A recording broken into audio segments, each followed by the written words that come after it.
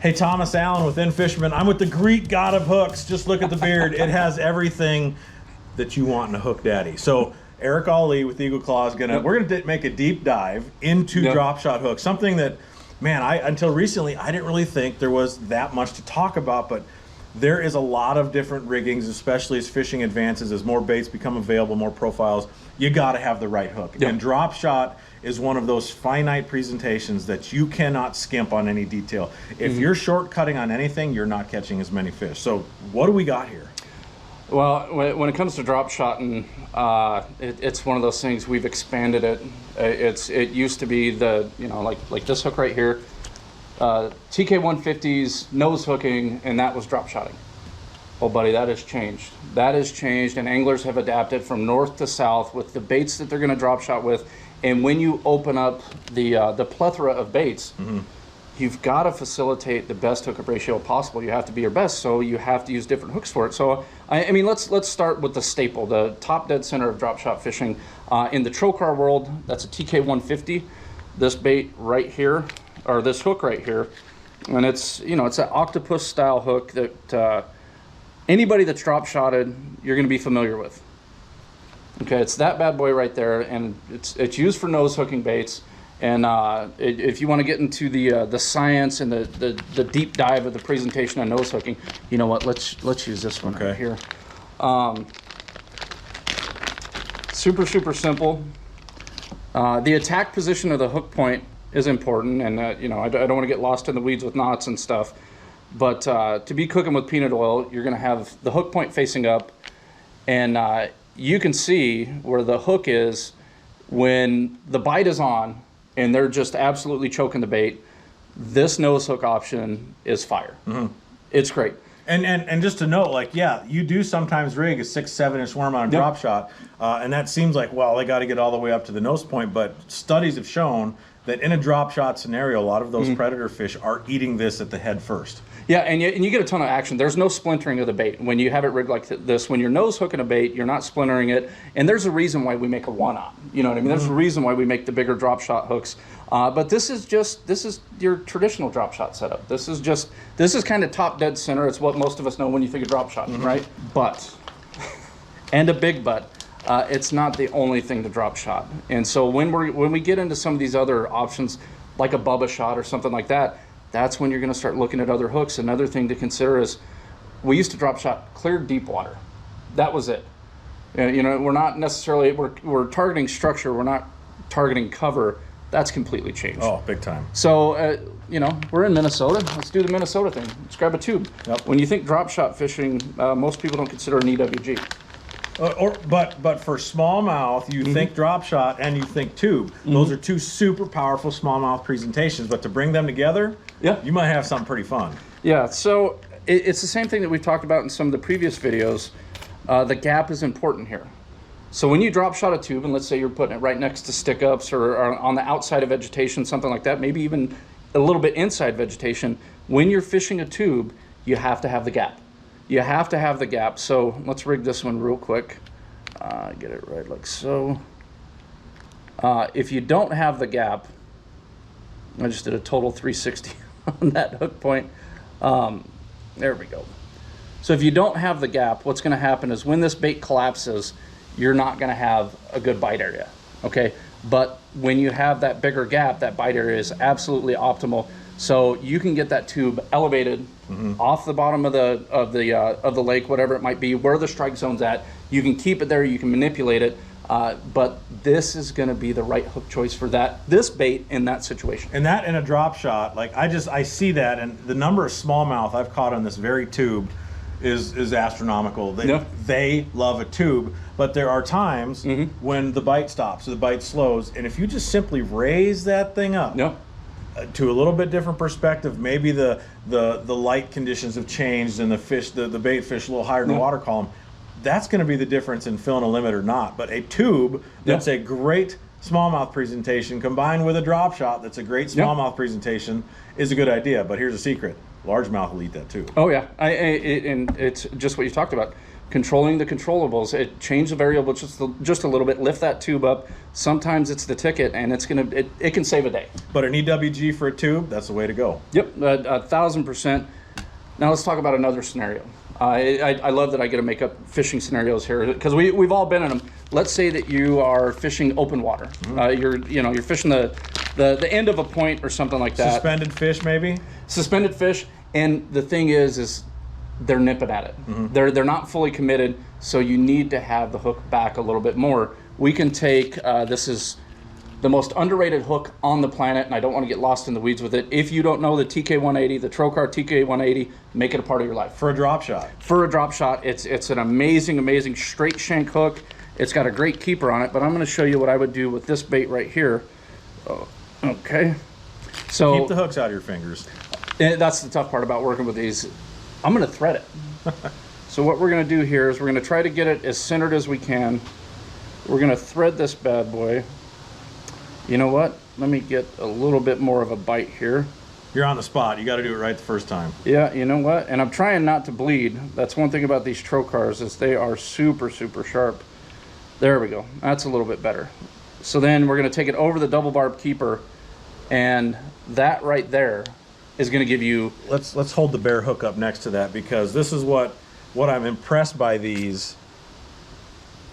So, I mean, generally when I see this, my mind goes to punch rigs, to heavy-duty 4/0, 5/0, heavy-duty wire hooks for short line combat, hand-to-hand combat fishing. But it makes total sense in this scenario, and especially in a case where you're using like the Max Scent, one of the greatest smelling, tasting baits to fish. They hold on to it, right? But it makes it brittle to an extent where you're catching 1 or 2 fish. But this is going to help keep that together. I see this lasting 3 and 4 times longer than let's say if it was nose hooked and Texas rigged or something. Yeah, you're gonna get the most value out of your soft plastics without a doubt. And then on top of it, it's having that exposed hook point.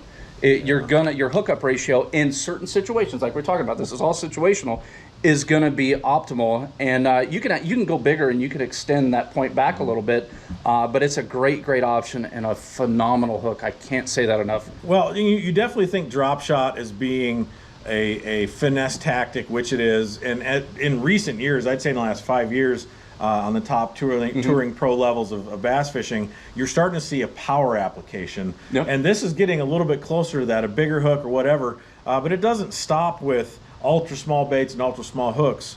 That's a fine example of going big for something. And I saw this on Oahe years ago when the Elite Series were fishing for suspended smallmouth. They upsized the presentation so that it would be attractive, and a fish profile like that for suspended smallmouth is killer. Yeah, and let me double dip on this hook too. The TK180, this is a great application, but let's take this one. Yeah, because we were just talking about this for what we're doing here in Minnesota. You take your finesse worm, which is a powerful tactic here in Minnesota. So yesterday how we were fishing in the vegetation, right?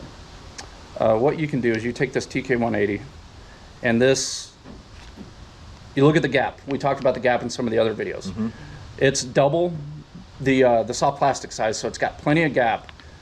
But now you're going to extend that hook point back just a little bit, and you've got a streamlined presentation. Let me pull that bad boy just a little bit. A streamlined presentation. You're putting the hook point back a little bit further, but you could still fish this in vegetation. And this is all with one hook. Yeah. You know, it's a killer option. So that is the Trocar, the finesse worm hook. And again, these things are. I'm throwing them all over. But these little hook keepers, I like this idea because it definitely keeps your baits functional for a longer period of time. So multi-use, that's what we want people to understand, that sometimes there is a specific hook for an application, and then sometimes that hook works across the board. And one of the things I'm going to keep with this worm right here. So this has got a lighter wire hook, right? So time and place. If you're on the complete outside of vegetation, or it's lighter vegetation, kind of like we were on the edges yesterday, this is the deal. But what if they're completely in the vegetation? You want to bump it up, and you want a heavier gauge wire, but we don't want the EWG because the EWG has that big gap. We're gonna go with the TK105. This is the Pro V worm hook, and we're gonna do the same thing. Now for a drop shot, let's reiterate. We did get on a tangent for like a Texas rig a worm situation where that hook plays across the board, but you can also Texas rig with it. Yeah. Such a great idea. Yeah, and it's that thing. Let's talk about the medium gauge wire. So this is going to give you a little more oomph in situations where you're in vegetation and you need to rip them out a little bit, but it's power finesse, finesse. So rigging's super simple, just standard Texas rig. You know, you're going to connect with a Palomar knot, pull the tag in through to where the hook point is always facing up, and you got your dropper beneath that, however far you want to put it. Let me get this rig just right. There we go. So I like my point exposed a little bit, but you know, if you want to hide it, go ahead and hide it. But there we go, another hook for a different scenario, but it's still on a drop shot. Right, and here's the thing too. I'm going to take this a little step further. Yep. This may not be the perfect example, but you can actually take a smaller version of that. So what size is that? I think we got a 2/0 on this one. So let's pretend that's a 1/0, and this is like a flatworm. This is the Berkeley water bug. This is a really cool bait, by the way.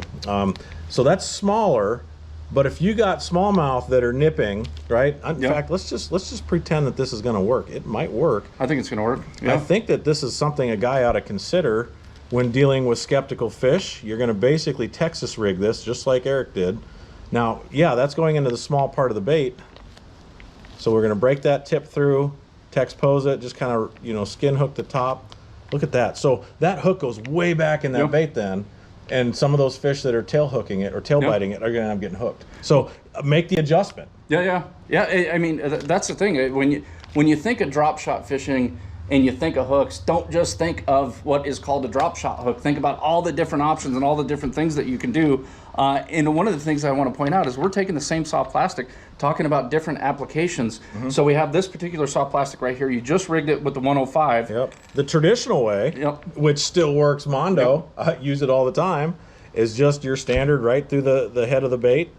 And then of course you do the knots at, you know, the Palomar and drop the excess through. So that's your standard drop shot rigging. Yeah.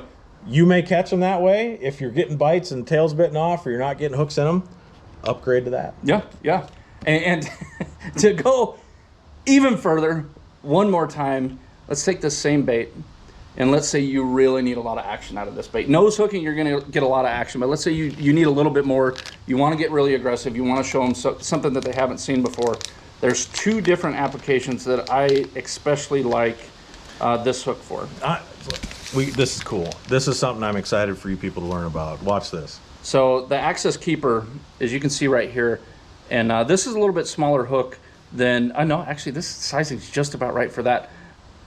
But you're going to your bait's going to have the freedom of movement, 360 degrees. You can also move these stops if you want to give it movement up and down. So it's got total movement, and all you do is it's got that same keeper we were talking about. We've jammed a few hooks in there, but that should still work. Yeah, we'll pop this bad boy in here, get it past the second barb, which popped out just a little bit there. Get it past the second barb here, and then you've got freedom of movement. Look at that. 360 degrees.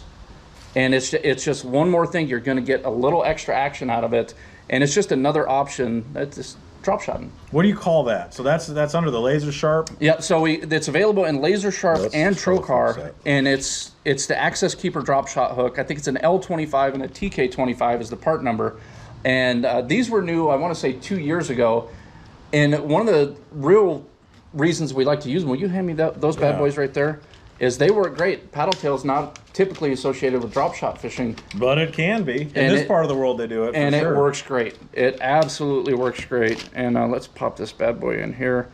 And I'll show you guys again. It's got the freedom of movement.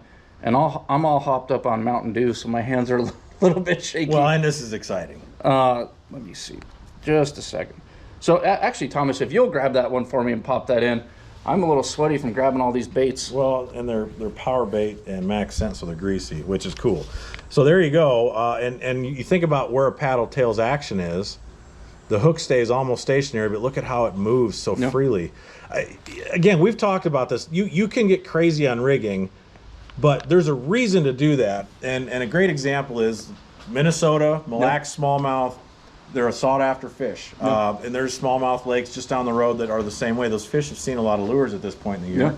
Doing something a little bit differently might be a difference maker in a kicker fish, like you said, a personal best, or just having a great time and end of the day on a really big high note with a big fish. So you want to investigate your options, and I think if you're, I want to go try this. Like I have not. You showed me this just a little while ago, and I'm very excited at the potential here with this presentation. Well, the thing is we go to great lengths as anglers to give fish something that they haven't seen before, and sometimes hooks get overlooked with that, and we're pushing the envelope with that. Well, I know that's not it. We got a couple. One other thing to talk about here, or maybe we already did this. I think we got EWGs, we got round bends, we got the TK180, which is a fantastic hook. As you can see, it's when it comes to a light wire straight shank hook, it's an amazing hook. I think we went through a lot of options. Hopefully it opened up folks' minds. Well, look, you don't have to just fish a drop shot on one rig, and I'm guilty of that. It's easy. A drop shot is generally a few minute time investment to rig up. Sometimes we don't have that amount of time during a tournament day, but doing something a little bit different with a classic presentation is probably going to get you in front of more willing fish, and maybe attract a fish in that was maybe subtle to inactive, and he sees this little swim bait swinging on that thing. He's like, that looks pretty good. I'm going to go check it out. So by just varying the perception of what they're seeing, little tweaks. Now Eagle Claw's got you covered, and again, I like the multi-purpose facet. There are individual hooks that work for a singular presentation. You need to have those. But having options like with the finesse worm or the finesse worm hook, you got to have a handful of those things, because that's going to be a game changer when money's on the line or your big fish is on the line. Yeah, and the cool thing too, a lot of these hooks folks already have. It's just looking at a drop shot a little bit differently, which is you're just elevating a bait. It's largely in how you tie it on. It's not very difficult. So you got a lot of options. I know we're basically scratching the surface on drop shot, and there's lots of things different ways you can apply different hooks. But if people want to start looking for these, what's the best way to find it? So eagleclaw.com, obviously we've a ton of information there. Another way that you can get a lot of information, and you can do the sizing to where you can actually have a visual representation of the hook sizes that you're going to need. Maybe you got a paddle tail that you like, or a drop shot worm, and you can actually look at the hook sizes instead of going to the store. Call us at Eagle Claw, send us an email. We'll send you a catalog for free, and you turn the pages. It's a real tangible thing you can look at, and you can size things up and see what you want. Listen, we're about the same age, and we're from the paper era, but I still think that it gets a little aggravating to reload pages, and you may not have maybe if you live in the country like we do, our bandwidth isn't always great. Having a paper version of that is handy. You can carry it with you, and then if you want to size the hooks up, I like that you're able to set this on the paper its actual size, so you can find exactly what you need. Look you guys up on social. I mean, that's a great way to get a hold of you, but there is a plethora, that's a good word, of hook options for this. We've talked about a few. There's a lot more. EagleClaw.com, great place to start. From the Czar, Eric Allee with Eagle Claw, Thomas Allen here again. Thanks for being here. Drop shot. Maybe think about some alternative riggings, and I'll bet you'll catch some more fish. If you like what you heard today, hit the thumbs up button. Hey, the subscribe button would be greatly appreciated too, and we will see you right here on the next video.